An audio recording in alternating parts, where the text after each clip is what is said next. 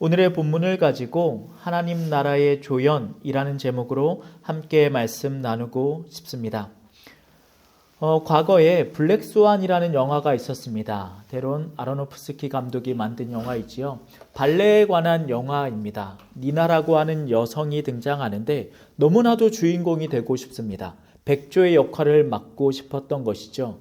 그런데 결국 주인공으로 발탁이 됩니다. 문제는 그때부터 이 사람 안에 강박과 집착과 두려움이 휩싸이게 된단 말입니다. 왜냐? 주인공을 잘 해낼 수 있을까? 다른 사람이 나를 뺏진 않을까? 내 주인공의 자리를 뺏기면 어떡하지? 이런 불안감과 공포가 이 사람을 감쌉니다. 그리고 창란을 일으키죠. 그래서 영화의 말미에 가면 스스로 유리조각으로 자신의 가슴을 찌르며 영화가 끝이 납니다.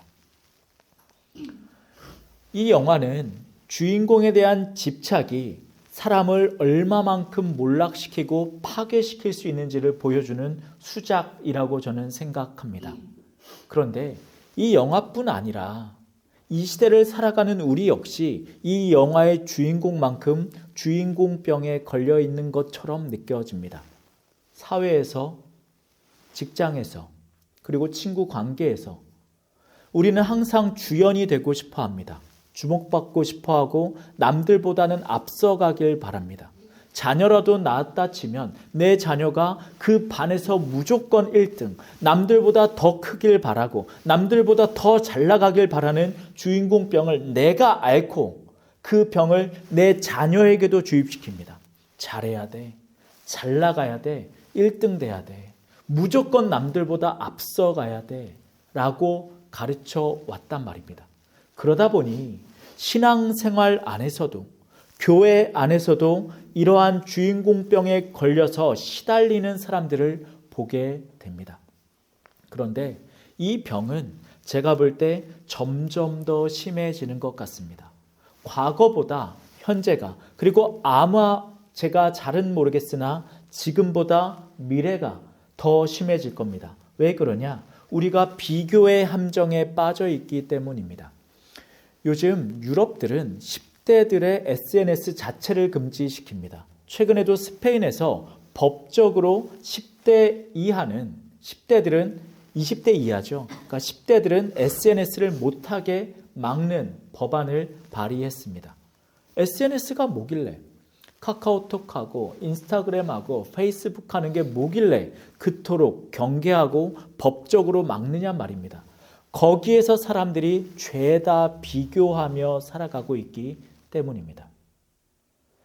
어떤 비교가 이루어지냐면 아침에 일어나 부스스하고 화장기 없고 멋없고 초라한 내 모습과 SNS에 올라가 있는 가장 화려한 타인의 모습을 비교하기 시작합니다. 얘는 이렇게 잘 나가고 잘 사네. 나는 왜 이래?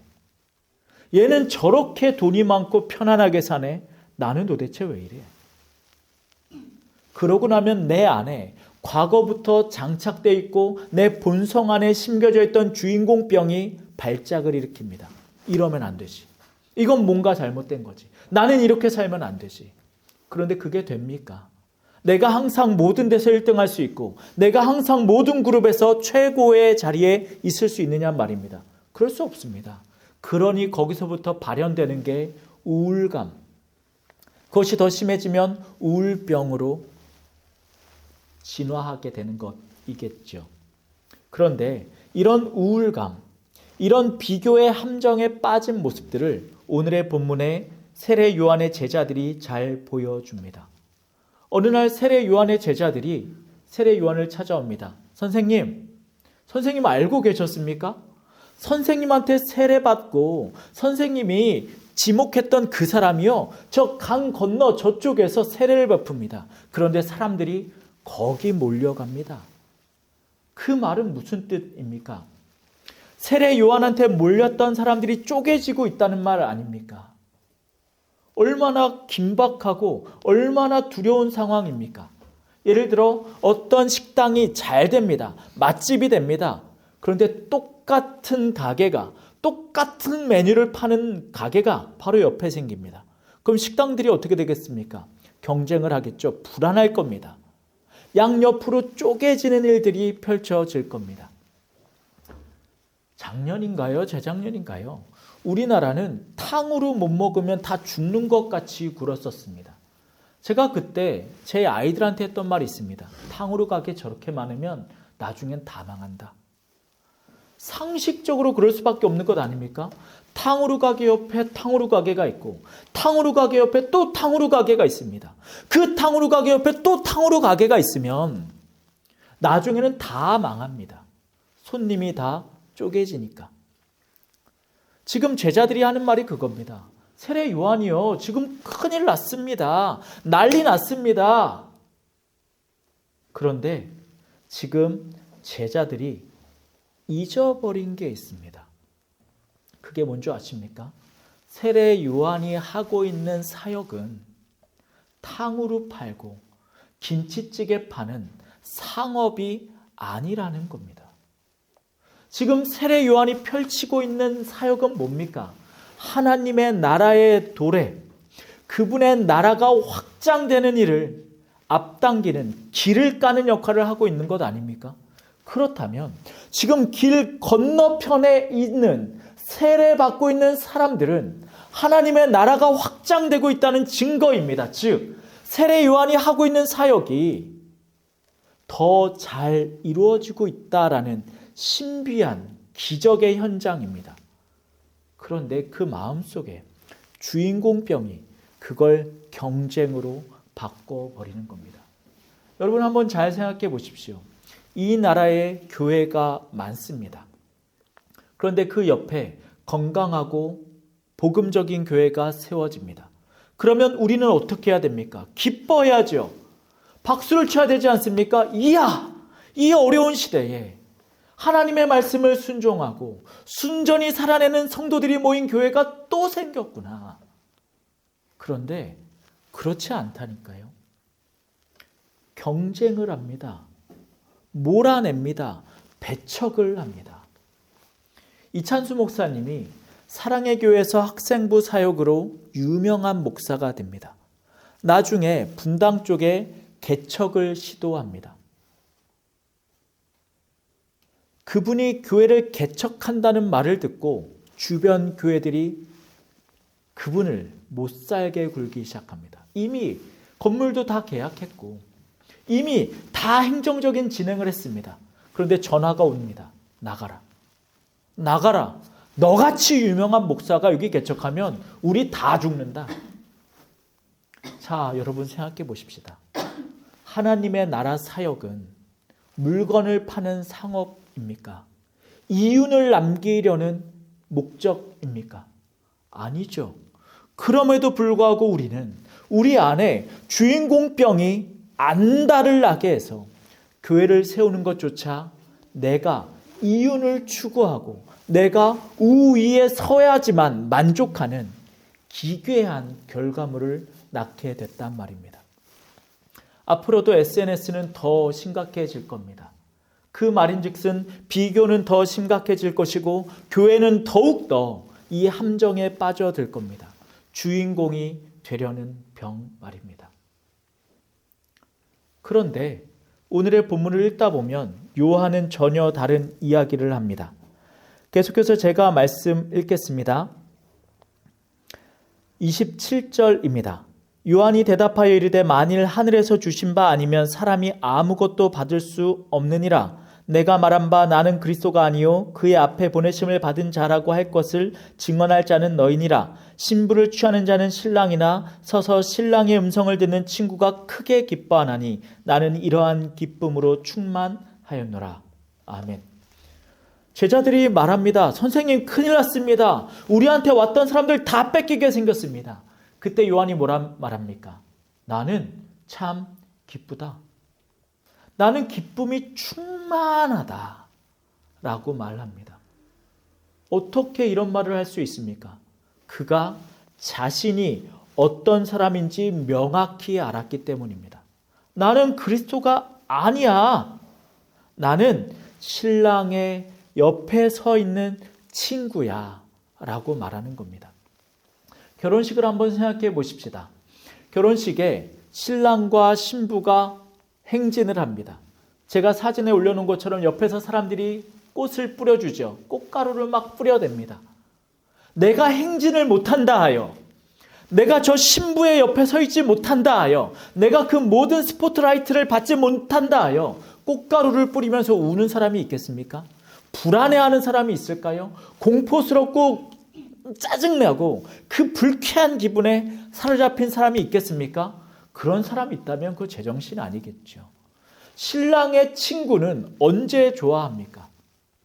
꽃가루를 뿌리며 신랑과 신부가 행진과 퇴장을 하는 그 자체만으로 기뻐하는 겁니다. 제가 그래서 어제 저희 결혼식 사진을 좀 살펴봤습니다. 결혼식 사진, 나중에 단체 사진 찍을 때 신랑과 신부 입맞춤하세요 라는 장면 있지 않습니까?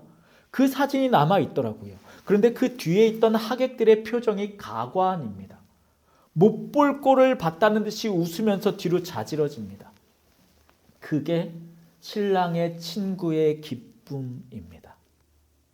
내가 주인공이 되지 않아도 내가 그 주인공의 옆에 서 있다는 그 위치를 아는 것만으로 이 기쁨은 전해지는 것입니다. 이것을 이 시대 용어로 바꿔 말하면 뭔지 아십니까? 그게 바로 메타인지입니다. 나라는 존재를 정확하게 파악하는 겁니다. 요즘 사람들이 왜 기쁨이 없는 줄 아십니까? 요즘 사람들이 왜 행복하지 않은 줄 아십니까? 이 메타인지가 빠졌기 때문입니다. SNS에서 내가 도달할 수 없는 지점으로 나를 갖다 놓습니다. 야, 20대, 30대 전부 다 BMW 타네. 벤츠 끄는 40대, 50대가 있잖아. 나는 왜 이래? 나도 저기 가야 되는데. 메타인지를 정확하게 해야 됩니다. 내가 월 100, 200 버는데 차를 끌고 다닌다? 메타인지가 안 된 겁니다. 내가 300, 400 버는데 강남의 아파트를 노린다? 메타인지가 안 된 겁니다. 그래놓고 제주 한 달 살기, 해외여행 매년 몇 번씩? 메타인지가 안 된 겁니다.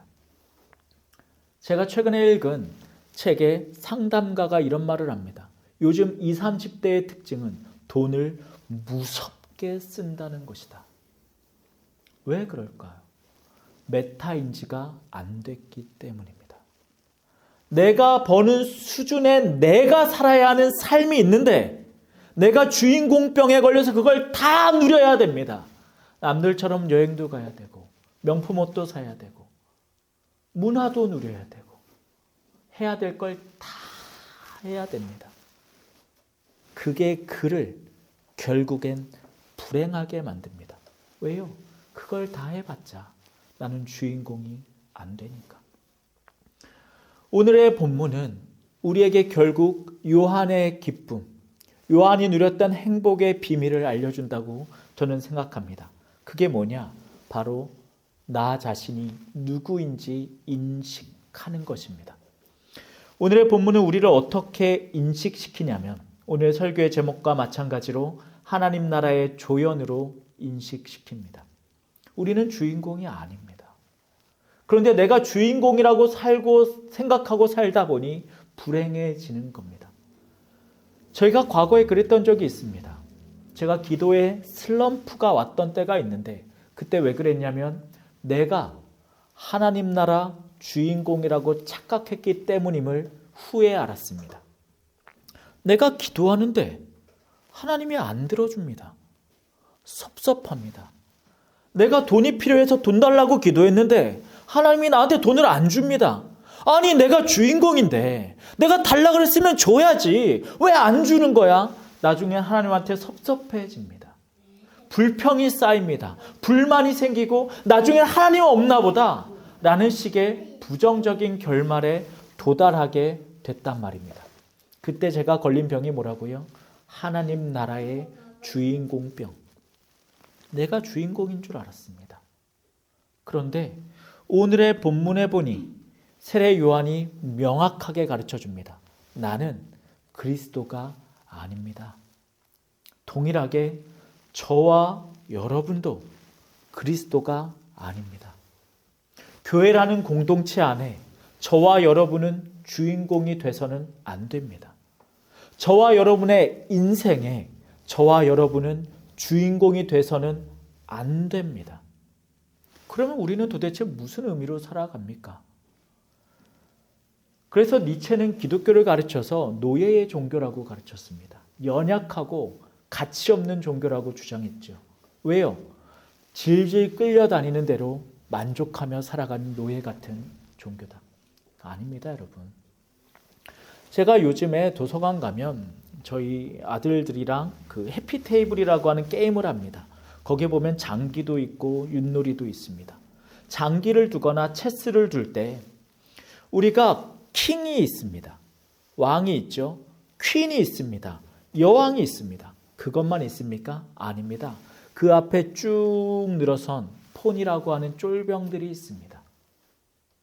체스는요, 킹과 퀸이 있어야 하지만 폰도 있어야 합니다. 그렇게 구성되어 적진과 싸우는 것, 그것이 체스, 장기 아닙니까? 너도 나도 킹만 있다면 그게 게임이 되겠습니까? 너도 나도 킹만 되려고 한다면 그 체스는 제대로 돌아가겠습니까? 그렇지가 않습니다. 킹은 킹의 역할이 있습니다. 퀸은 퀸의 길자리가 있습니다. 폰은 폰의 역할과 길이 있는 겁니다. 그러면 우리한테 필요한 건 뭡니까?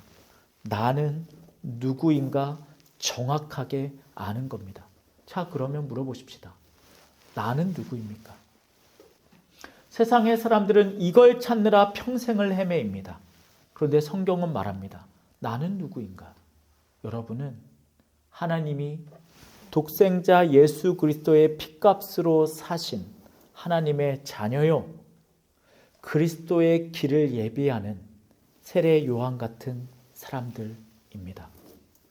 그 말을 압축하고 압축해서 이 단어로 표현하는 겁니다.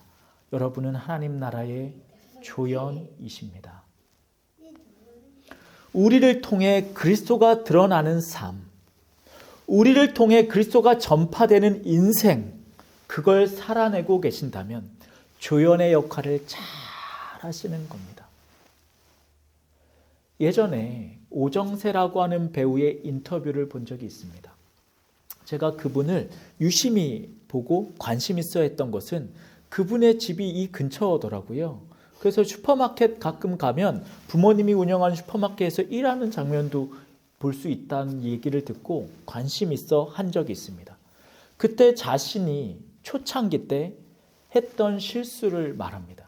그게 뭐였냐면 잘해보려고 너무 힘을 주고 너무 강하게 연기를 했다는 말입니다. 그랬더니 감독들이 싫어하더래요. 조연은 조연답게 하는 게 맞는 거라는 걸 나중에 알게 됐답니다. 저는 그 말이 맞다 생각합니다. 신앙생활에도 조연이 있습니다. 그거는 결단코 주님을 넘어서지 않는 겁니다. 신앙의 조연은 결단코 하나님의 말씀을 벗어나지 않는 겁니다. 그런데 성경에도 기록되지 않은 말씀을 내 임의대로 취사 선택하여 내 신앙관을 만들어 뛰어넘어 내 멋대로 기도하고 내 멋대로 예배드리고 내 멋대로 헌금하고 내 멋대로 건축하고 내 멋대로 선교하는 그 모든 행위들, 결국엔 내가 주인공이 되는 그 왜곡된 신앙관들, 그것들이 우리의 발목을 잡는단 말이죠. 그러므로 사랑하는 성도 여러분들, 철저하게 하나님 나라의 조연으로 살아가십시오. 내 인생의 주인도 주님이시오. 교회의 주인도 주님이시오. 이 세상의 주인도 주님이심을 고백하셔야 됩니다. 자, 그렇게 우리가 조연임을 깨달아 스스로 무너지고 사라질 때 어떤 일이 펼쳐집니까? 말씀 한 절 보겠습니다. 요한복음 3장 30절입니다. 제가 대신 읽겠습니다. 그는 흥하여야 하겠고 나는 쇠하여야 하리라 하니라. 아멘. 우리가 쇠하여질 때 주님이 흥하시는 하나님의 나라의 부흥이 일어나게 될 것입니다. 이 사실을 기억하시는 저와 여러분들 되시길 축원합니다. 기도하시겠습니다.